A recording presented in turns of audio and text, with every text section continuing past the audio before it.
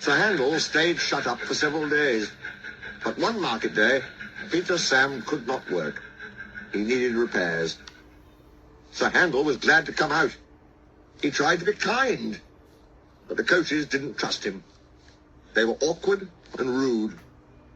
He even sang them little songs, but it was no use. It was most unfortunate, too, that Sir Handel had to check suddenly to avoid running over a sheep. "He's bumped us!" screamed the coaches. "Let's pay him out!" The coaches knew that all engines must go carefully at a place near the big station. But they were so cross with Sir Handel that they didn't care what they did. They surged into Sir Handel, making him lurch off the line. Luckily, no one was hurt. Sir Handel limped to the shed. The thin controller inspected the damage. "No more work for you today," he said. "Bother those coaches. We must take the village people home and fetch the tourists, all without an engine." "What about me, sir?" said a voice. "Skarloey!" he exclaimed. "Can you do it?" "I'll try," answered the old engine. The coaches stood at the platform. Skarloey advanced on them, hissing crossly. "I'm ashamed of you," he scolded. "Such behaviour! You might have hurt your passengers. On market day, too." "We're sorry, Skarloey. We didn't think. That's a handle. He's no tails," said Skarloey firmly. "I won't have it. And don't you dare try tricks on me." "No, Skarloey. Oh, of course not, Skarloey," quavered the coaches meekly. Skarloey might be old and have dirty paint, but he was certainly an engine who would stand no nonsense. His friends crowded round, and the guard had to shoo them away before they could start. Skarloey felt happy. He remembered all the gates and stiles where he had to stop, and whistled to his friends. The sun shone, the rails were dry.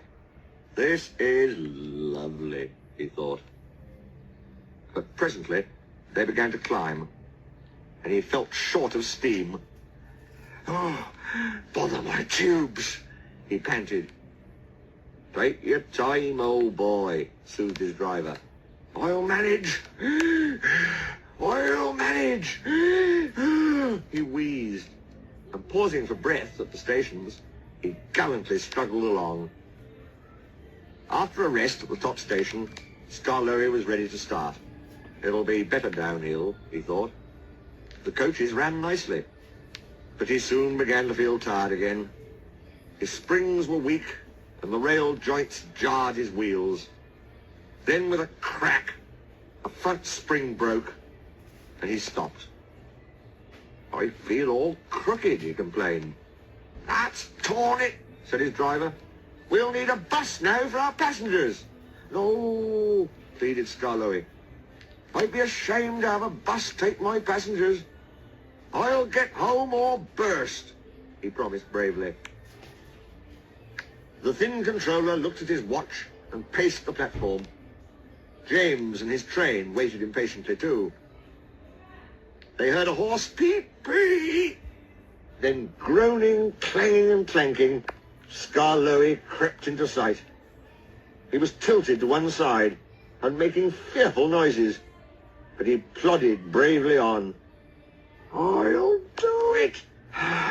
I'll do it!"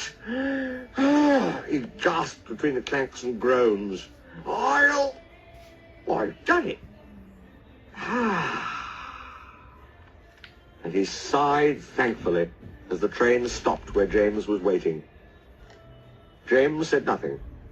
He waited for his passengers and then respectfully puffed away. "You were right, sir," said Skarloey to the owner that evening. "Old engines can't pull trains like young ones." The owner smiled. "They can if they're mended, old faithful," he said.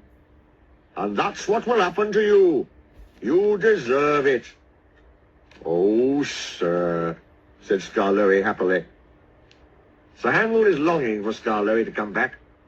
He thinks Skarloey is the best engine in the world. He does his fair share of the work now, and the coaches never play tricks on him, because he always manages them in Skarloey's way.